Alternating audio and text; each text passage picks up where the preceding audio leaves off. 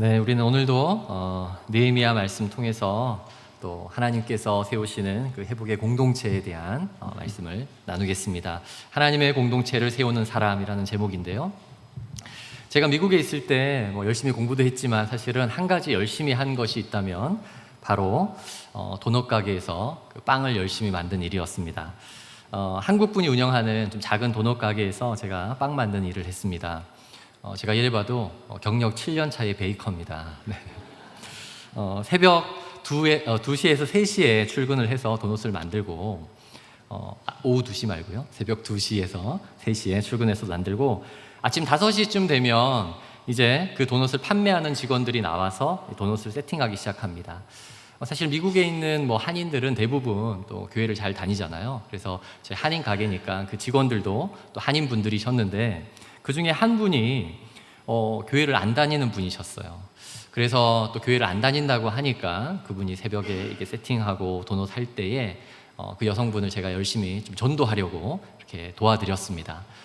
교회를 안 다닌다 그래서 더 친절하게 대하고 이렇게 여러 가지 말도 걸으면서 했었는데 한두 달이 지났는데 어느 날 분명히 교회를 안 다닌다고 했는데 아침에 성경책을 이렇게 펴서 읽는 거예요. 그래서 제가 좀 놀라가지고 아니 교회를 안 다니는데 어떻게 성경을 읽으시냐고 이렇게 얘기를 했더니 이제 그분이 자신의 이야기를 그때부터 좀 얘기를 했습니다. 본인이 한국에 있을 때는 교회를 어려서부터 잘 다녔다고 했습니다. 어려서부터 신앙생활을 잘 해왔는데 이제 한국에서 사실 이혼을 하고 이제 어린 아들과 함께 미국으로 왔습니다. 그리고 처음에 미국에 와서 또 당연히 다른 사람들이 추천해주는 그런 교회를 또 다니기 시작했다고 합니다. 그 시점이 이제 지금부터 약 한 20-30년 전의 이야기거든요. 그러니까 지금도 이혼에 대한 시선이 그렇게 좋지는 않잖아요.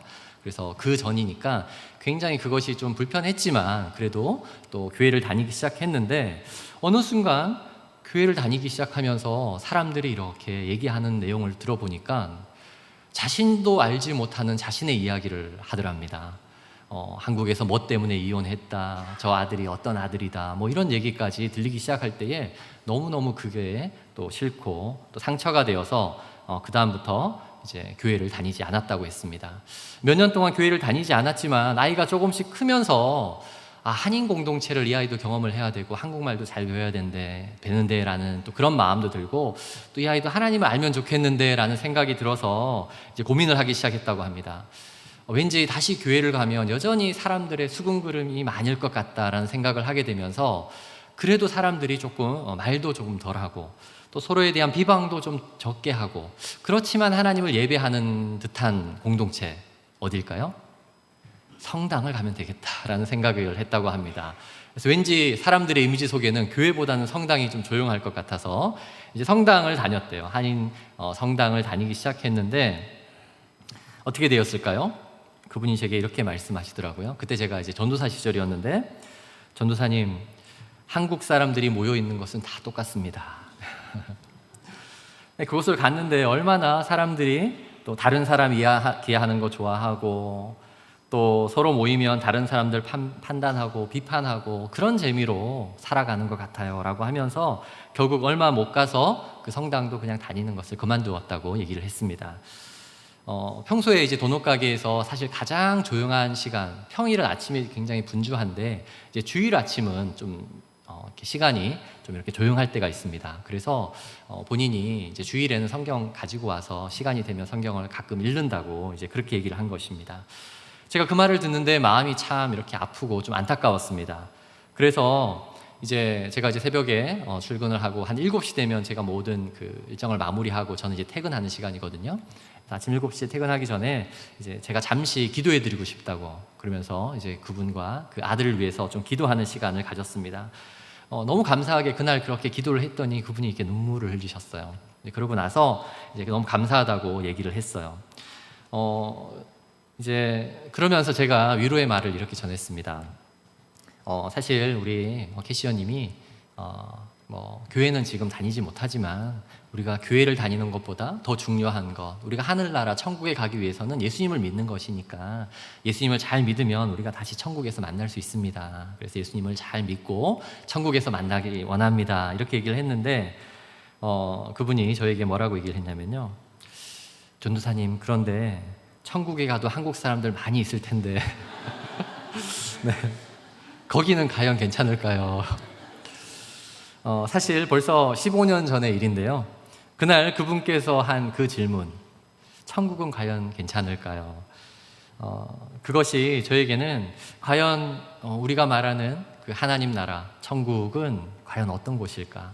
그리고 우리가 사실 하나님 나라의 공동체라고 얘기하는 이 교회라는 공동체는 과연 어떠한 곳이 되어야 하는가에 대한 좀 깊은 고민을 시작한 계기라고 말해도 과언이 아닐 것 같습니다.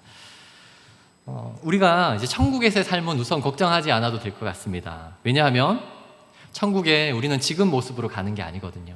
서로에게 상처 주고 서로에게 뭔가 나쁜 말을 하고 그럴 수 있는 상태가 아니라 완전한 예수 그리스도로 새 옷을 입기 때문에 완전한 우리가 정말 악한 마음 없이 또 그러한 우리가 생각하는 것보다 더 성숙하고 또 그러한 완전한 나눔과 교제가 있는 곳으로 우리가 가게 될 것입니다. 슬픔과 고통이 없는 완전한 하나님 나라, 그것이 천국이죠. 그런데 많은 신학자들이 또한 이렇게 얘기를 합니다. 성경에서 소개하는 천국에 대한 내용이 생각보다 그 양이 작다는 거예요. 생각보다 좀 분명하게 천국에 대해서 얘기하면 좋은데 성경을 아무리 살펴봐도 그 천국에 대한 내용이 약간 희미하다는 거죠.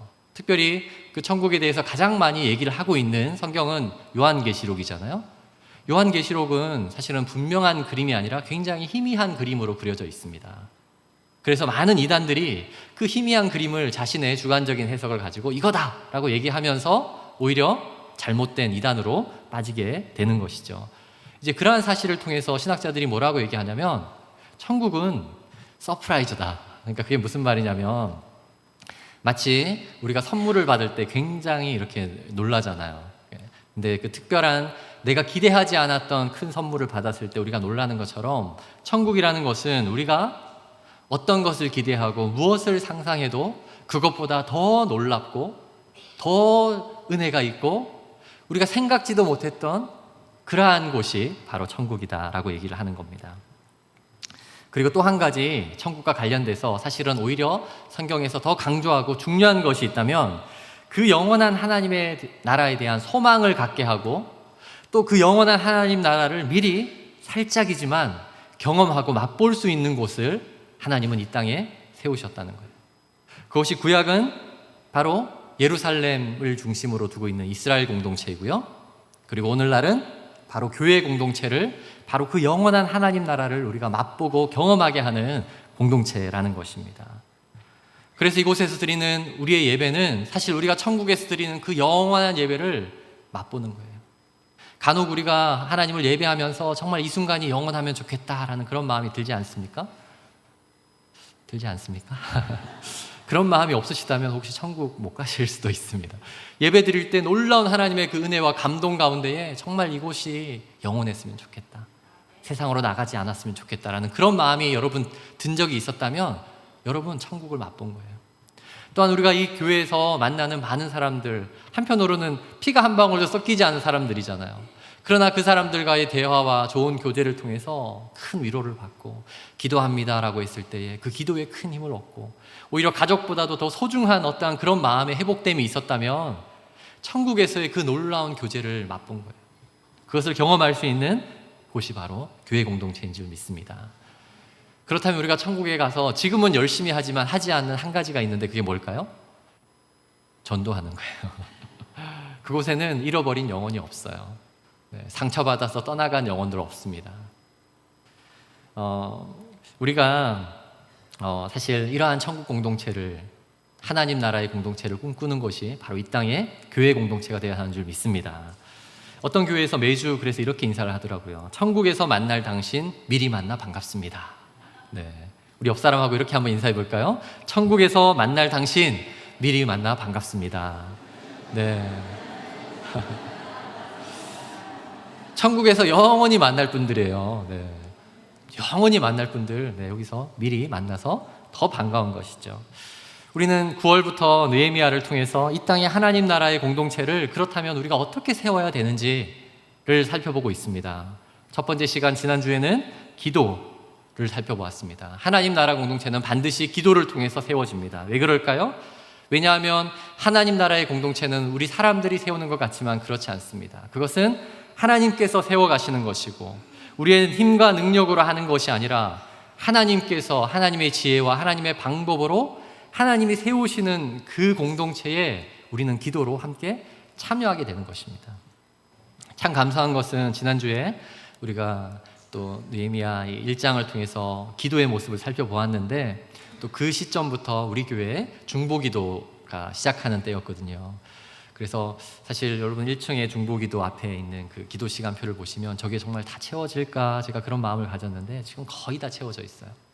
네, 정말 기도로 함께 일한 사역을 시작할 수 있다는 것이 너무나도 놀라운 하나님의 은혜인 것 같습니다. 기도에 이어서 오늘은 하나님의 공동체를 세울 때 우리가 또한 반드시 기억해야 하는 몇 가지를 나누기 원합니다. 지난주에도 말씀드렸지만 어떻게 보다 중요한 것은 왜입니다.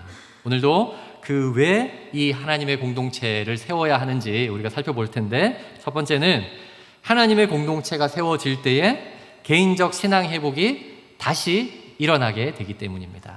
네, 주보에 이 내용 적혀 있습니다. 자, 한 주간 우리가 이 느헤미야를 가지고 큐티 하신 분들은 아실 거예요. 큐티 하셨습니까? 네. 말씀을 가지고 이렇게 살펴보시면 느헤미야가 얼마나 정말로 이렇게 기도의 사람이었는지 여러분 확인할 수 있었을 것입니다. 처음만 기도로 시작한 것이 아니라 그가 도착해서 한 발짝 한 발짝 그 모든 것을 할 때마다 하나님 앞에 굉장히 기도하면서 이 모든 일들을 진행한 것을 볼 수 있습니다. 또한 그렇게 기도했다는 것은 그만큼 철저히 준비하고 치밀한 계획들을 잘 세웠다는 것이죠. 그는 기도만 하고 끝난 것이 아니라 한편으로는 그 기도를 통해서 다른 사람들을 이제 그 큰 성을 자기 혼자 세울 수 있는 게 아니잖아요. 함께 참여하는 모든 사람들이 그 과정에 함께 참여할 수 있도록 사실은 굉장한 리더십을 잘 발휘했습니다. 누군가를 한 마음이 되도록 이제 이 일을 위해서 우리가 함께 힘씁시다라는 이제 그것을 잘 이끌어간 리더십이 탁월한 정말 느헤미야였습니다. 특별히 처음 그 무너진 예루살렘 성에 도착한 직후에 그가 잠시 하나님께 기도하는 시간을 가진 이후에 사람들을 만나서 선언했던 말씀이 2장 17절에 나옵니다. 2장 17절에 그가 사람들에게 어떻게 얘기했냐면요. 그가 이제 기도와 그러한 준비의 시간을 가진 후에 그들에게 이르기를 우리가 당한 공경은 너희도 보고 있는 바라. 예루살렘이 항폐하고 성문이 불탔으니 자 예루살렘 성을 건축하여 다시 수치를 당하지 말자 하고 처음으로 느헤미야가 사람들에게 자신에게 주신 그 하나님의 말씀을 선포하는 그 시간입니다. 그럴 때에 우리가 당한 공경을 너희도 보고 있는지라 이렇게 강조합니다. 여기서 이 공경이라는 단어가 사실은 히브리어로 라라는 단어인데 악이에요. 악. 죄의 근원이 되는 그 악. 그런데 이 당한이라는 단어가 함께 있으면서 그 악으로부터 그 악이 너무나도 깊어지고 너무나도 커져서 도저히 헤어나올 수 없는 상태를 의미하는 겁니다. 지난주에 제가 설명했지만 당시에 이 예루살렘에 있던 사람들, 지금 함께 이 공사를 해나가야 되는 사람들은 15년 전에 이미 그 성을 다시 회복하고 그 일을 위해서 그곳으로 달려간 사람들이었어요. 그들은 편안하고 안락한 삶을 포기하고 정말 이 일을 위해서 열심을 내야 되겠다라는 마음을 가지고 그곳으로 갔던 대단히 용기 있는 자들이었습니다. 그런데 15년의 시간이 지나는 동안 어떻게 됩니까? 그 일들이 일어나지 않고 오히려 그들 가운데 점점 더 무너지고 점점 더 황폐되는 일들을 경험하게 됩니다.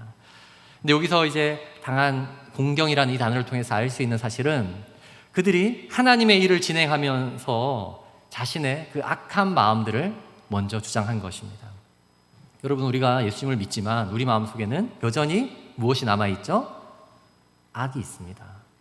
천국 가기 전까지 우리는 이 악과 함께 살아가는 거예요. 악도 있고 또한 하나님이 주신 선한 마음도 있는 거예요. 그런데 우리가 하나님의 공동체를 세움에 있어서 자신의 생각, 이제 하나님의 뜻이 아니라 자신의 생각, 또 자신의 어떠한 모든 사람이 연약하니까 그 연약한 마음 가운데 드러난 그 악함이 나오게 되면 어떤 일이 일어날까요? 다른 누군가의 악을 유발하는 거예요. 서로 부딪히는 거예요. 그 악과 악이 서로 부딪히고 무너지고 깊어져서 더 이상 그 안에서 헤어나올 수 없는 이제 그러한 상태가 바로 우리가 당한 공경이라는 표현 속에 나타난 것입니다. 그러한 상황이 되었기 때문에 이제는 서로 아무것도 하지 않고 그냥 있는 것이죠. 어떻게 해야 될지 할 수도 없는 상황인 거예요. 그럴 때 느헤미야가 이렇게 얘기했습니다. 예루살렘 성을 건축하여 다시 수치를 당하지 말자. 그 방법이 예루살렘 성을 건축하여서 우리가 다시 수치를 당하지 말자. 여기서 수치라는 단어도 굉장히 재미있는 단어더라고요. 이것은 하라프라는 단어인데 이게 뭐냐면 옷을 벗고 있는 거예요. 그러니까 서로의 악함과 악함이 부딪혀서 어떤 일이 일어났을까요? 서로의 옷을 다 벗겨버린 것과 같은, 서로의 치부를 다 드러내고 그런 부끄러운 상태가 된 것이죠. 자, 그런데 그런 상황에서 어떻게 하자고요? 예루살렘 성을 건축하여서 이제 우리가 그런 수치를 다 벗어버리자. 흔히 사람들이 만약에 우리가 좀 부끄러운 상태가 되어서 옷이 좀 너무나도 참 이렇게 볼품없고 그러면 어떤 마음이 들까요? 도망가고 싶은 마음 들겠죠. 사람들 앞에 안 보이고 싶은 마음이 들겠죠. 사실 이곳에 있었던 사람들은 그런 마음이 있었을 것 같아요. 괜히 왔다. 옛날에 차라리 내가 오지 않았으면 이런 수모를 당하지도 않고 그랬을 텐데. 도망가고 싶은 마음이 가득했을 거예요. 그런데 도망가고 싶은 그 마음, 그것이 아니라 사실은 그 도망간다고 해서 진짜 우리에게 자유가 주어질까요? 도망간다고 해서 그럼 하나님 나라의 공동체는 어떻게 될까요? 사실은 우리가 옷이 벗겨진 듯한 그 마음 가운데에 수치감을 가지고 있다면 그것을 해결할 수 있는 좋은 방법이 무엇이죠? 누구에게나 다 자랑할 만한 옷을 입는 것이죠. 다시 옷을 껴입는 거예요. 그런데 하나님께서 준비해 두신 그 옷이라는 것은 한 사람이 입을 수 있는 게 아니라 함께 입는 옷이에요. 그래서 느헤미야는 얘기하는 겁니다. 우리가 예루살렘 성을 건축하여서 그 가운데 우리가 잘하고자 했던 것이 무너지고 너무나도 정말 돌이킬 수 없는 상황이 되었지만 우리가 다시 한번 예루살렘 성을 건축하여서 이제 그 수치로부터 벗어납시다. 우리가 하나님의 일을 하면서 때로 이렇게 어려운 일을 겪게 되기도 합니다. 사실 그것을 가만히 생각해 보면 하나님의 일을 하면서 어려움을 겪게 되는 것은 외부의 적이 아니에요. 자신들의 마음속에 있었던 그 마음이에요. 나의 중심적인 마음들, 자기 중심적인 생각들, 내 생각대로 되지 않을 때 다른 사람을 비방하려는 그 마음들. 사실 그럴 때 이 모든 것을 덮을 수 있는 것이 바로 하나님의 은혜입니다. 하나님의 은혜로 우리를 완전히 옷 입혀 주실 때 우리는 그 죄악의 모든 가시들이 다시 덮이는 거예요. 느헤미야가 이제 이렇게 건축합시다라고 한 다음에 했던 말씀을 자세히 보면 자신에게 주신 하나님의 놀라운 은혜를 얘기해요. 내가 이곳으로 달려오기까지 하나님께서 주신 그 은혜를 얘기해요. 그랬더니 어떻게 됩니까? 그들의 마음에 먼저 부흥이 일어났어요. 먼저 일합시다, 이렇게 합시다가 아니라 느헤미야는 그들의 심령에 회복이 일어나게 한 거예요. 그것이 바로 그들의 개인이 하나님의 사람이었지만 여전히 그 악함 가운데 서로를 향한 비방과 원망 가운데 있었던 그것을 이제 하나님의 은혜로 다시 덮게 한 것입니다. 그래서 하나님의 공동체가 세워질 때에 먼저는 우리의 개인의 신앙의 회복이 반드시 일어나게 될 것입니다. 두 번째, 또 하나님의 공동체가 세워질 때 우리에게 주어지는 놀라운 특권이 있는데 그것은 뭐냐면 가족 공동체를 위한 헌신을 우리는 경험하게 됩니다. 다른 말로 가족 공동체가 온전히 세워짐을 우리가 경험하게 될 것입니다. 느헤미야가 예루살렘에 도착한 이후에 그곳에 거주했던 유대인들의 마음에 이제 큰 부흥을 일으킨 다음에 이제 모든 일들이 일사천리로 막 진행되기 시작합니다. 이제 2장에서는 그런 부흥의 마음을 일으킨 다음에 이제 3장의 내용을 보시면 이제 정말 남녀노소 할 것 없이 많은 사람들이 그 일에 힘을 다해서 공사를 하기 시작해요. 그래서 좀 돈이 있고 여유가 있는 사람들은 더 넓고 큰 구역을 공사하고요. 그렇지 못한 사람은 작지만 협소한 지역이지만 그곳을 공사하는 모습을 보고 심지어 여성까지도 같이 참여한 그 명단이 3장에 다 이렇게 기록되어 있습니다.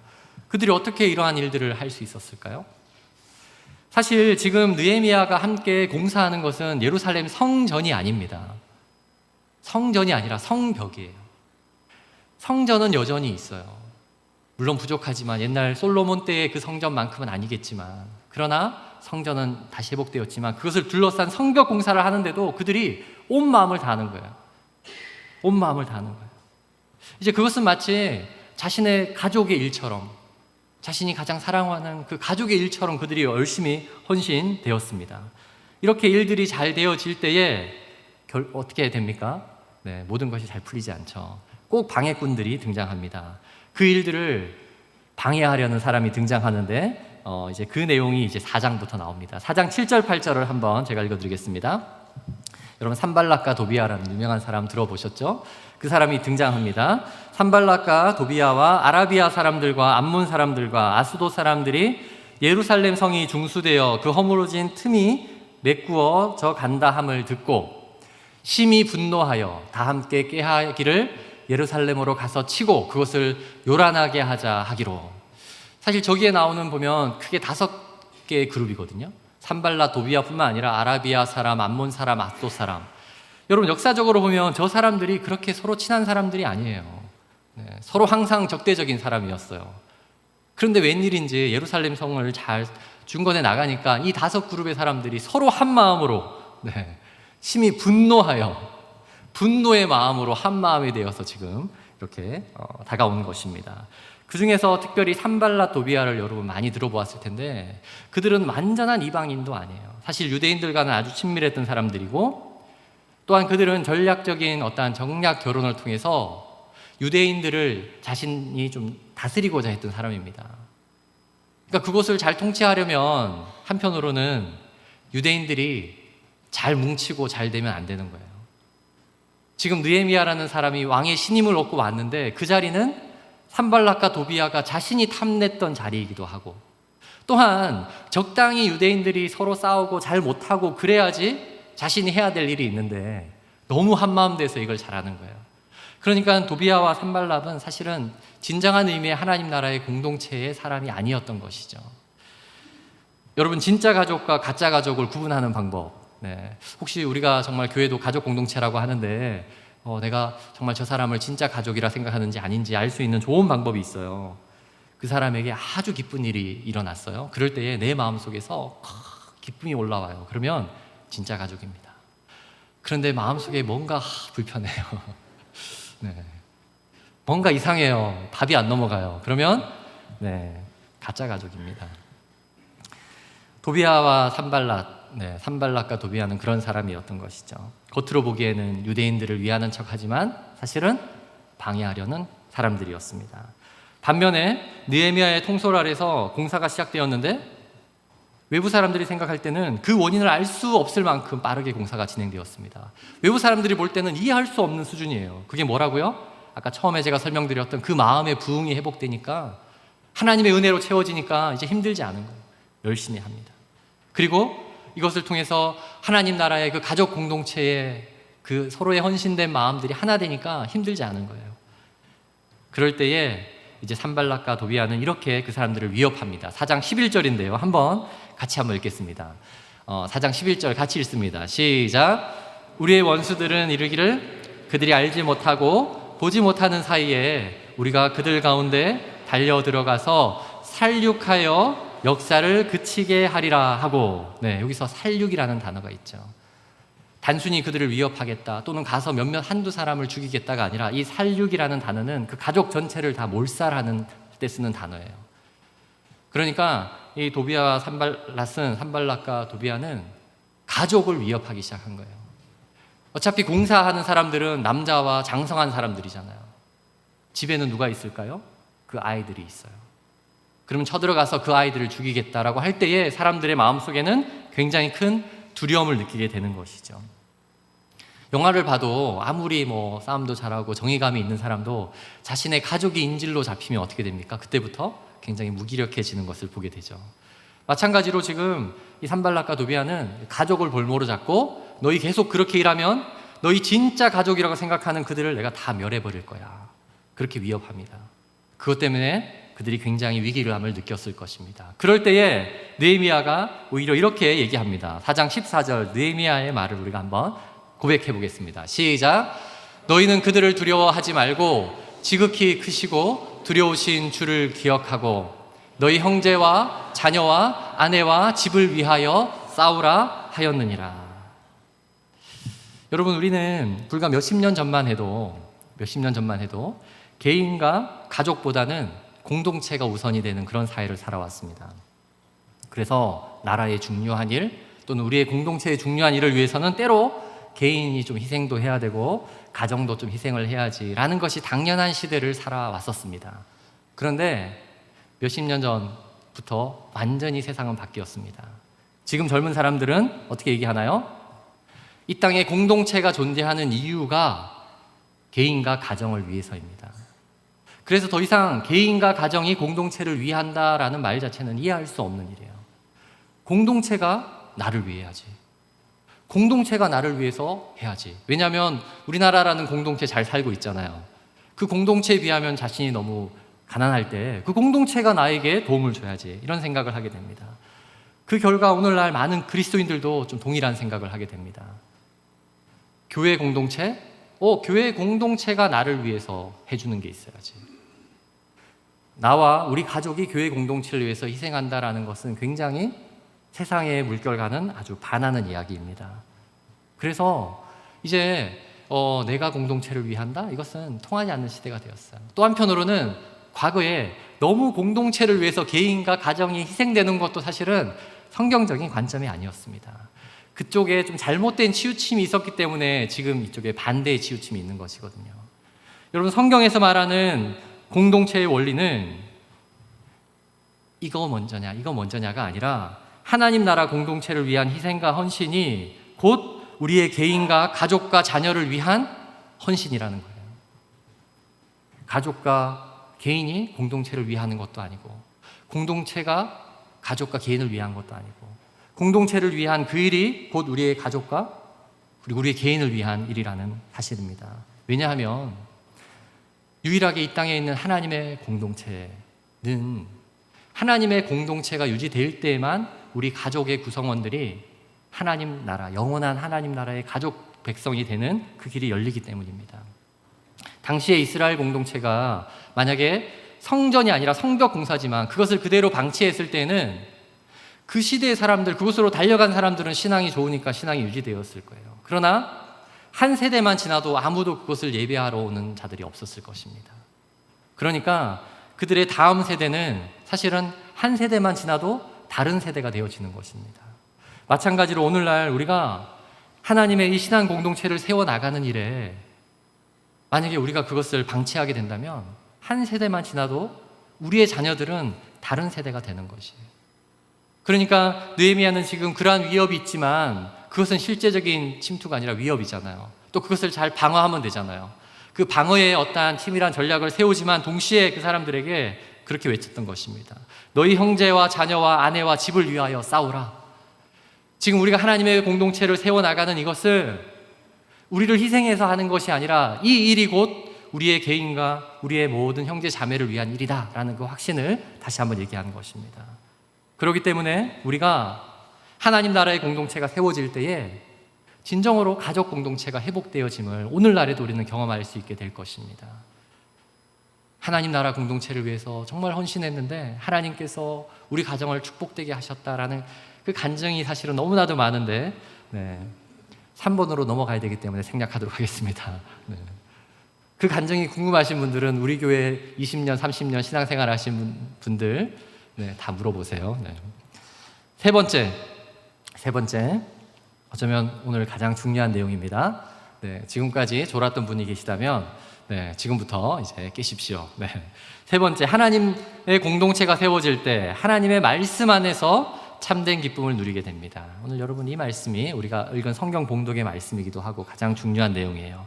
9절을 다 같이 한번 읽어보겠습니다. 시작. 내가 또 이르기를 너희의 소행이 좋지 못하도다. 우리의 대적 이방 사람의 비방을 생각하고 우리 하나님을 경외하는 가운데 행할 것이 아니냐. 지금 누가 얘기하는 말이냐면 느헤미야가 이제 좀 잘못된 소행을 저지른 사람들을 향해서 하는 말입니다. 그 당시에 모든 사람들이 정말 자신의 가족의 일처럼 생각하고 그 예루살렘 성벽 공사하는 일에 최선을 다했습니다. 그런데 정말 어처구니 없게도 몇몇 사람들이 엉뚱한 생각을 했어요. 지금이 돈 벌 수 있는 기회다. 모든 사람들이 다 열심히 성벽 공사에 집중을 하니까 밖에 나가서 일을 못 하잖아요. 돈이 없잖아요. 돈이 있는 몇몇 사람들이 이렇게 생각하신 거죠. 지금 내가 돈을 빌려주면 나에게는 여유자금이 있으니까 그 이자로 내가 더 부자가 될 수 있겠다. 또 본인이 갖고 싶었던 땅이 있었어요. 근데 그 땅에서 농사를 못 지으니까 먹을 식량이 없어요. 그 땅이 탐났던 몇몇 사람들은 어떤 생각을 했을까요? 야, 지금이 내가 저 땅을 살 기회가 될 수 있겠다. 그러면서 돈을 빌려주고는 그 땅을 가로채는 그러한 일들이 있었습니다. 그야말로 정말 어처구니 없는 일이 몇몇 사람들에 의해서 실행이 된 것이죠. 이런 일이 일어났을 때 느헤미야는 당장에 그들을 처형해도 아무 말을 할 수 없을 수도 있어요. 그 얘기를 듣고 너무나도 분노한 느헤미야가 사실은 6절을 보시면 어떻게 얘기를 하냐면, 내가 백성들의 그러한 부르짖음과 이 말을 듣고 크게 노하였으나 너무나도 화가 났어요. 너무나도 화가 나서 자신이 마음대로 결정할 수도 있는 그런 상태였지만 깊이 생각하고 라고 7절이 시작됩니다. 깊이 생각하고. 여러분, 이 깊이 생각하고라는 단어가 너무나도 중요합니다. 그가 그냥 생각한 것이 아니에요. 우리가 이러한 단어를 제대로 살피기 위해서 히브리어의 그 원어를 정말 연구할 필요가 있고, 그것을 열심히 공부하라고 하나님께서 목회자에게 소명을 주신 거예요. 여러분이 깊이 생각하고라는 이 단어가 뭐냐면 자신의 생각 위에 왕을 올리다라는 뜻이에요. 지금 느헤미야의 왕이 누구예요? 자신의 그 생각 위에 왕의 생각인 하나님의 생각을 올리는 거예요. 자신의 생각을 억누르고 하나님은 어떻게 생각하실까를 그가 멈췄던 것입니다. 만약에 느헤미야가 그냥 자신의 판단에 의해서 그 사람들 다 불러다가 뭐 엄청난 심판을 하고 또 처형을 한다고 해도 뭐 별일 없었겠죠. 그리고 괜찮았겠죠. 그리고 또한 그들을 불러다가 책망하여서 그들을 돌이키게 할 수도 있었을 것입니다. 그런데 느헤미야는 그렇게 하지 않고 어떻게 했다고요? 하나님께서 원하시는 그 말씀을 그가 먼저 생각한 것입니다. 그런 다음에 그들에게 이제 하나님의 율법의 근거에서 그들을 가르치기 시작합니다. 만약에 느헤미야가 자신의 말로 그들을 설득했다면 그들은 누구의 말을 듣는 거예요? 느헤미야의 말에 의해서 자신의 삶을 교정하는 사람이 되었을 거예요. 그런데 느헤미야는 그렇게 하지 않고 12절을 한번 보겠습니다. 그들이 말하기를, 12절, 그들이 말하기를 우리가 당신의 말씀대로 행하여 돌려보내고 그들에게서 아무것도 요구하지 아니하리이다 하기로. 자, 이게 여기서 뭐냐면 그들에게 말을 이제 느헤미야가 전달을 하는데 그들이 말하기를 하면서 위에 있는 말과 우리가 당신의 말씀대로의 이 말은 사람의 말이에요. 히브리어는 이것을 분명하게 구분합니다. 사람의 말대로 행하여 돌려보내겠습니다, 따르겠습니다 라고 할 때에 내가 제사장들을 불러 그들에게 그 말대로, 이 말은 사람의 말이 아니라 하나님의 율법의 말씀을 의미하는 다발을 하는 단어예요. 그 말씀대로 행하겠다고 맹세하게 하고, 너희들은 지금 내 말을 들을 게 아니라 너희가 어긴 것은, 너희가 잘못한 것은 하나님의 그 말씀의 율법에 근거할 때 잘못한 것이다. 그렇기 때문에 내 말 때문에 너희가 그 행실을 바꾸는 것이 아니라 어떻게 하라고요? 하나님의 말씀 가운데 너희가 그것을 돌이키라 라고 느헤미야가 권면한 것입니다. 결국 그 말대로 너무나도 감사하게 그들이 돌이키게 되었습니다. 한편 하나님께서는 왜 그들에게 이런 기회를 주셨을까요? 그들 또한 다시 회복되어야 하는 하나님의 백성이었잖아요. 이방 민족이 아니잖아요. 그곳으로 함께 달려가서 한때는 우리도 하나님의 나라를 위해서 힘을 다하겠습니다라고 했던 정말 형제 자매와 같은 사람들이 아니었습니까? 그런데 그 잘못을 범했을 때 누군가가 권해서가 아니라 그가 하나님의 말씀 앞에 돌이키고 변화될 수 있도록 느헤미야가 기회를 준 것입니다. 그리고 감사하게 그들이 그 말씀 앞에 돌아오게 되었을 때에, 그 말씀대로 그들의 삶을 바꾸게 되었을 때에 5장 13절 우리가 마지막으로 읽었던 그러한 일들이 일어난 것입니다. 같이 읽습니다. 시작. 회중이 다 아멘하고 여호와를 찬송하고 백성들이 그 말한 대로 행하였느니라. 그가 그 하나님의 말씀대로 돌이키게 되었을 때 온 회중이 함께 기뻐하는 거예요. 마치 잃어버린 양이 돌아온 것처럼, 아, 그도 하나님의 말씀대로 행하였구나. 그리고 그 말씀 가운데 우리도 이제 행해야 되겠다라는 그 축제가 일어나는 거예요. 그 가운데에 그들이 더 견고한 하나님의 성을, 하나님의 공동체를 세우는 일에 한 마음이 되었습니다. 그래서 우리가 하나님의 공동체를 온전히 세우는 것은 우리의 생각, 우리의 뜻, 또는 몇몇 사람들의 그 어떠한 다수결의 원칙, 아니면 지혜로운 사람, 아니면 뭐 더 실력 있는 사람, 그런 사람들의 말로 하나님의 공동체를 세우는 것이 아니라 하나님께서 가장 기뻐하시는 그 하나님의 말씀으로 우리의 공동체를 세워야 하는 줄 믿습니다. 그런 하나님의 말씀 가운데 우리의 공동체도 세워나가는 저와 여러분이 되기를 주의 이름으로 축원합니다. 제가 성도들에게 큐티하는 방법, 하나님의 말씀을 그러면 적용하는 방법을 이렇게 늘 소개를 하는데요. 성경을 읽으면서 느헤미야, 다니엘과 같은 사람을 자신의 모습이라고 적용하면 안 됩니다. 네. 우리에게는 그런 마음 없어요. 네. 오히려 오늘 나왔던 산발락과 도비야, 그리고 때로 그 너무나도 어처구니 없는 생각을 했던 몇몇 사람들, 그런 사람들이 나에겠구나라고 생각을 하면 적용할 것이 너무나도 많아요. 그러면 성경에서 말하는 다니엘과 느헤미야와 같은 사람은 누구일까요? 우리 안에 있는 성령 하나님이세요. 우리는 늘 하나님의 일을 때로는 우리의 악으로 방해하려고 하는 사람인데, 그런데 성령 하나님께서 우리를 교정해 주세요. 그러한 방법으로 또 한 주간 이 말씀을 깊이 묵상하시고, 또 그 가운데 하나님께서 정말 우리 공동체를 위해서 내가 무엇을 해야 되는지 그것을 결단하는 그런 한 주 보내시기를 주의 이름으로 축원합니다. 우리 이 말씀 생각하면서 오늘 적용 찬양은 비준비하시니라는 찬양이에요. 몇 년 전부터 온 한국교회, 심지어 미국에 있는 제가 있었던 그 교회도 정말 예배 때마다 감격스럽게 많이 불렀던 찬양입니다. 이 찬양이 정말 우리에게 찬양을 고백할 때 은혜가 되는 이유는 우리 모두에게는 이러한 소망이 있기 때문입니다. 하나님의 공동체, 예루살렘 성, 그것이 회복되어질 때에 우리는 영적으로 알고 있어요. 그럴 때에 나의 영혼이 정말 소생되는 것이구나. 그럴 때 우리 가족 공동체가 온전히 회복되는 것이구나. 그럴 때 우리 모두가 천국의 기쁨을 맛볼 수 있는 것이구나. 사실 그러한 고백을 이 시간 이 찬양을 하면서 하면 좋겠습니다. 이 찬양의 가사에는 나오지 않지만 시편 147편의 그 말씀을 찬양으로 옮긴 찬양인데요. 여호와께서 예루살렘을 세우시며 이스라엘의 흩어진 자들을 모으시며 상심한 자들을 고치시며 그들의 상처를 싸매는도다. 하나님께서 우리의 생각과는 다르게 그들을 회복하게 하시고 모으시고 또 상처를 싸매실 것입니다. 그 가운데 우리가 함께 기대하는 마음으로 또 이 찬양을 함께 고백하며 기도하겠습니다. 네, 찬양하겠습니다.